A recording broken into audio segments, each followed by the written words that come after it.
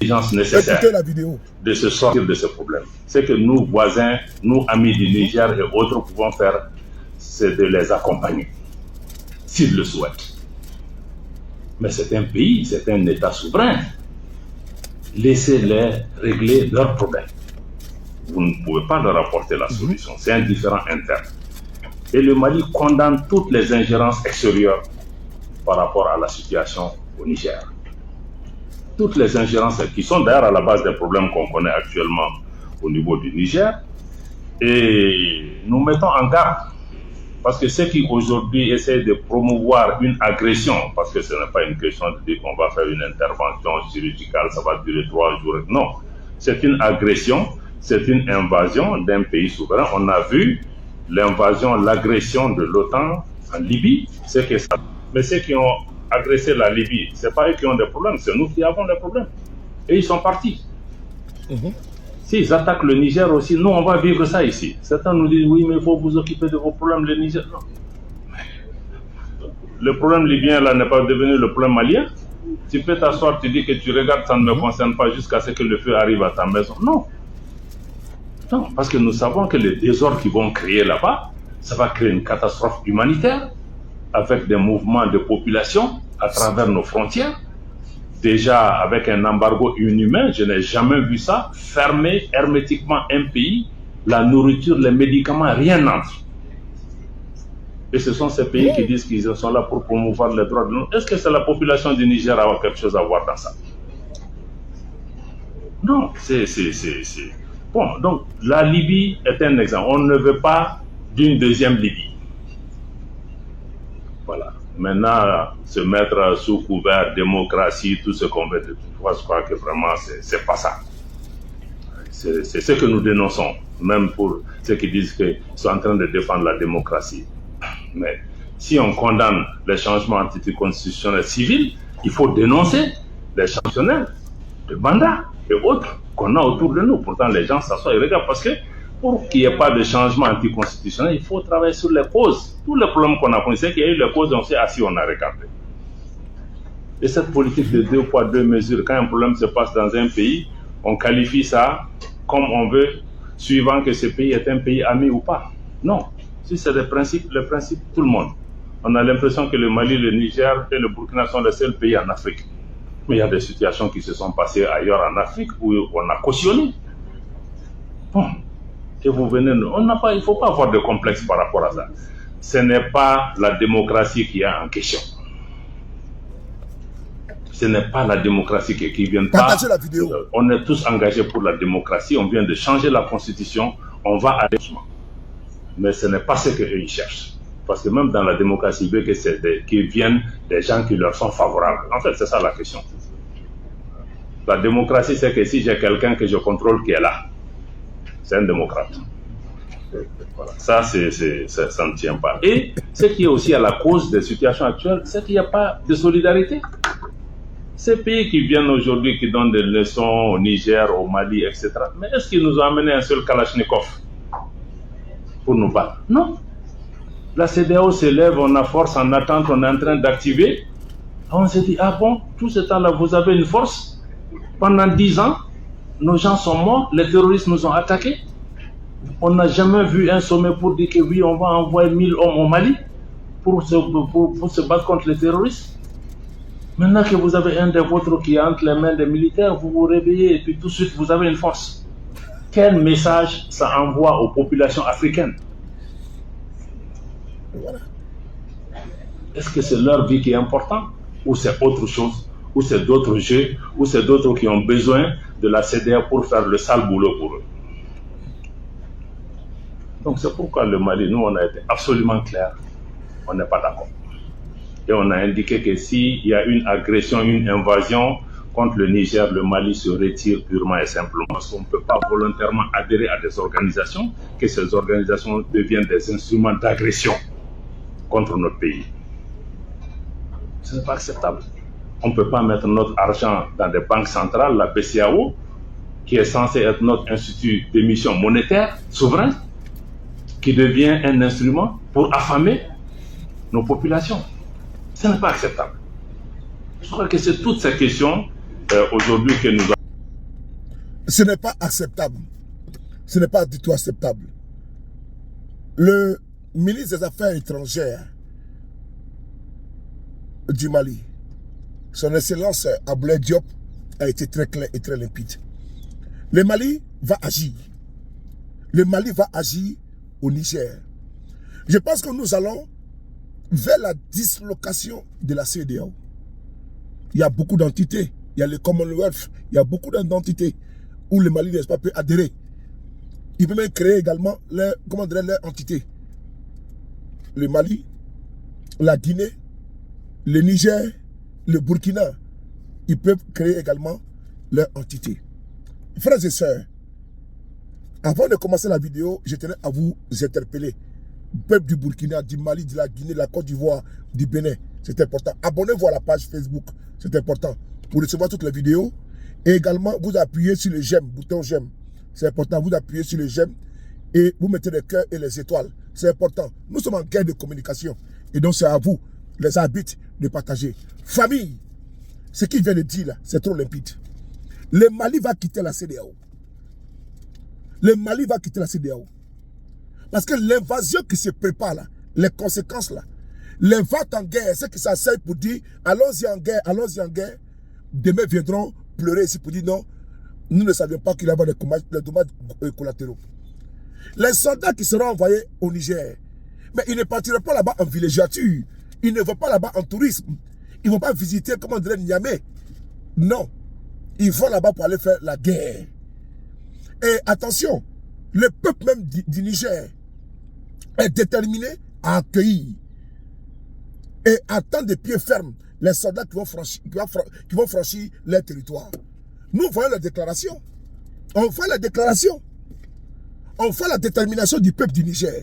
C'est ça qui est dangereux. C'est-à-dire que on voit certains chefs d'État comme Macky Sall, Alassane Ouattara, Patrice Talon. Voilà, ce trio-là, c'est eux qui sont à cheval, les ventes en guerre. Mais Macky Sall, il oublie qu'il est fermé entre la Guinée et les autres pays. Il est isolé de la Côte d'Ivoire et autres. Ok.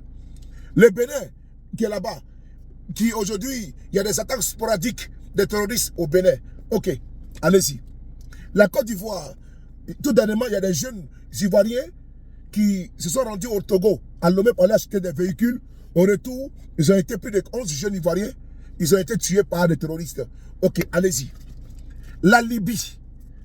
Quand les messies, entre guillemets, avec petit M, de la démocratie, quand les prophètes, un petit P, ont décidé d'exporter la démocratie en Libye, pour eux, ils ont des armes sophistiquées, ils ont des drones, ils ont tout. Mais quand ils sont intervenus en Libye, mais en voulant neutraliser Kadhafi, croyant qu'ils vont mettre un pouvoir en place, le CNT, qui était à Benghazi, où le chef de l'État français, Sarkozy, a été accueilli avec triomphe. Les gens l'ont applaudi, bravo, bienvenue à Benghazi. Mais quand ils ont attaqué, ils ont soutenu les rebelles et autres. Et quand ils ont attaqué le cortège de Kadhafi, il a été neutralisé. Ok. Ils ont cru qu'en tuant Kadhafi, ça allait arrêter l'hémorragie. Mais depuis la mort de Kadhafi, est-ce que la Libye est en paix? Non. Depuis maintenant 10 ans, que Kadhafi n'est plus là. Est-ce que la Libye est en paix? Non. Mais les armes qui ont été larguées là-bas, la population même s'est levée. Malgré que d'autres traitaient Kadhafi de dictateurs, là. Les Libyens vivaient bien, dans les bonnes conditions. Actuellement, la Libye est une poudrière. Les tonnes d'armes qu'ils ont larguées sont tombées entre les mains des terroristes. C'est des terroristes-là qui sont descendus maintenant au Mali, armés. C'est les mêmes terroristes qui terrorisent encore les Sahel. Ils sont à cheval entre le Niger, le Bénin, le Burkina, le Mali, le Nigeria. On n'a pas encore fini encore de soigner la plaie qu'on appelle Libye. Ils veulent ouvrir encore une autre vanne, soi-disant au nom de la démocratie. Ils vont intervenir au Niger pour aller réinstaller un président déchu. Un président déchu. Pas pour aller libérer un peuple. Hein. Non. Pas pour aller libérer le peuple du Niger. Parce qu'on pouvait comprendre qu'on va aller libérer le peuple du Niger parce qu'il est pris en otage par une junte ou des militaires. Non. Mais on va libérer un seul individu qui, selon eux, n'est-ce pas, a été démocratiquement élu, donc il faut le réinstaller. Donc, au nom d'une seule démocratie. Comme si le Niger était une démocratie, quand vous savez vous-même pertinemment dans quelles circonstances et comment Bazoum a été élu. Comment Mamadou Issoufou a tout mis en œuvre afin de pouvoir écarter les opposants qui pouvaient déranger Bazoum. Nous savons tous, ça s'est passé devant nous tous ici. Mais comme Mamadou Issoufou a quitté le pouvoir et il a dit qu'il faut faire le troisième mandat, nonobstant, ils lui ont donné, n'est-ce pas, carte blanche afin de pouvoir placer son pion qui est Bazoum. Mais le peuple nigérien n'a pas acquiescé, n'a pas accepté. Et on le voit à travers la manifestation de joie que dans la rue de Niamey.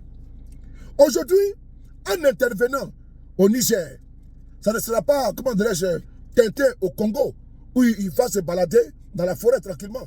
Mais c'est le désert. Ça veut bien que ce poilet fait une guerre contre une armée. Et le peuple du Niger est déterminé à en découdre. Et vous savez très bien que Niamey, là, c'est une ville qui est hostile même à Bazoum. Bazoum le sait. C'est une ville qui est hostile à Bazoum. La population est à 100% opposant.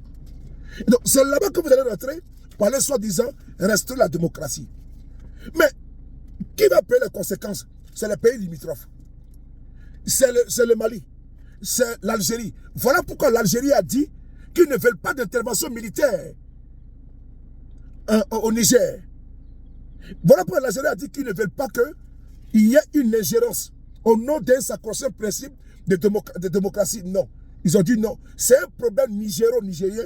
Il faut que ça trouve solution au Niger. Les chefs d'État qui sautent là, ceux qui gesticulent là, eux, ils pensent à leur fauteuil des paysans mal élus. Mais ils se disent que bon, ce qui est arrivé à Bazoum peut nous arriver. Ce qui est arrivé à Maklakla peut arriver à Maklakla. Donc ils ont peur.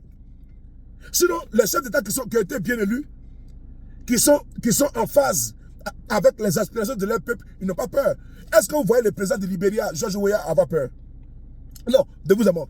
Est-ce que vous voyez le président du Libéria, George Weah, s'agiter? Non.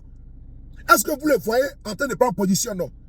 Est-ce que vous voyez le président de la Sierra Leone, le président du Cap-Vert, qui a fait une déclaration publique à la télévision hier pour dire qu'il n'est pas d'accord pour une intervention militaire au Niger? Parce que les conséquences seront inqualifiables et incalculables. Les conséquences seront dramatiques, pour ne pas dire cataclysmiques. Le Mali a raison de dire qu'il ne veut pas d'intervention là-bas parce qu'il n'a même pas encore fini avec ce qui s'est passé avec l'intervention de la Libye, l'invasion de la Libye. Et maintenant, ceux qui ont commis, ceux qui sont intervenus, comment dirais-je, en Libye, sont rentrés chez eux. Ils sont rentrés chez eux. Et ils ne sont plus là. Les Magellans de la démocratie, les Magellans, comment dirais-je, de la paix, les Magellans de la bonne morale, mais eux, ils sont rentrés chez eux. Eux ne parlent plus encore de la Libye. Ils sont tranquilles chez eux, tranquillement.